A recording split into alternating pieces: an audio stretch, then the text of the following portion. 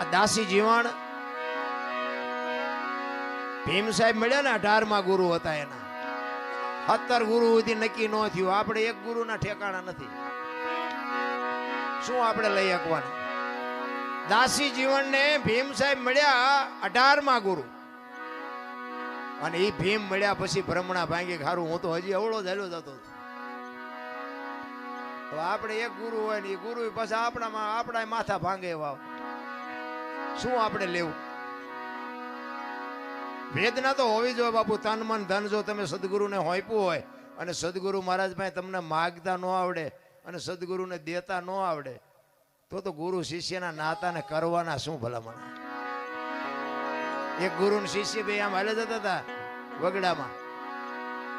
એમાં બરોબર દી આસમાનો ટાઈમ થયો એટલે કે એમાં સંધ્યા પૂજાનો ટાઈમ થયો. અહીં સંધ્યા આરતી કરીને પછી નીકળી. ચેલાને કીધું ગુરુએ.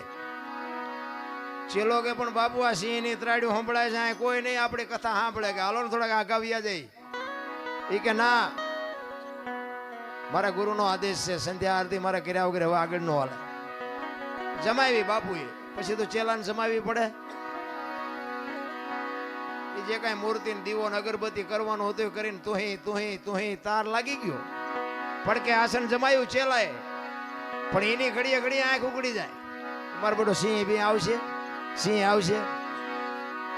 અને ખરેખર આવ્યો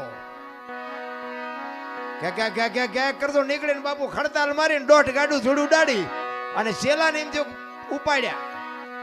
સિંહ ને ભાડ્યો ને એટલે ચેલો ચડી ગયો ઝાડવા ઉપર. એ કે ગુરુ ગયા.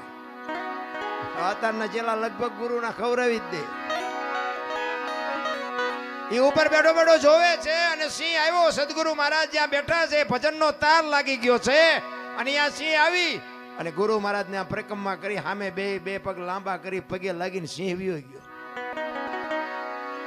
અને ચેલો અહીંયા બેઠો બેઠો વિચાર કરે હું બેઠો તો મને પગે લાગે, પણ એ તો કાળજુ ઠેકાણે રહેવું જોઈએ ને. પછી એઠો ઉતરીને પાછો બેહી ગયો ને ઘડીક થયો ને બાપુ જાય ગયા ને પછી બધું ભેગું કરીને ગુરુ કે આ કમડળ ને ચીપીઓ ના જોડે ને બધું મારે લેવાનું, તું કઈક તો ઉપાડી ગયા એમાંથી. કે બાપુ ચીપીઓ લાવો મારી પાસે. એ ચીપિયાની કડીમાં આમ આંગળી ભરાવી ને આમ ફેરવતો જાય ને બાપુ અરે વાતો કરતો જાય કે બાપુ હમણાં આપણે બેઠા ને અહીંયા કે સિંહ આવ્યો હતો. બાપુ કે આવ્યો હોય છે કે બાપુ મને બીક લાગી તો હું ઝાડવા ઉપર સડી ગયો. એ કે સડી ગયો હોય છે. એ કે પછી કે તમને પગે લાગી પરિક્રમા કરીને સિંહ તો વયો ગયો. એ કે વયો ગયો હોય છે. એમ કરતો જાય ને આમ ચીપીઓ ફેરવતો જાય ને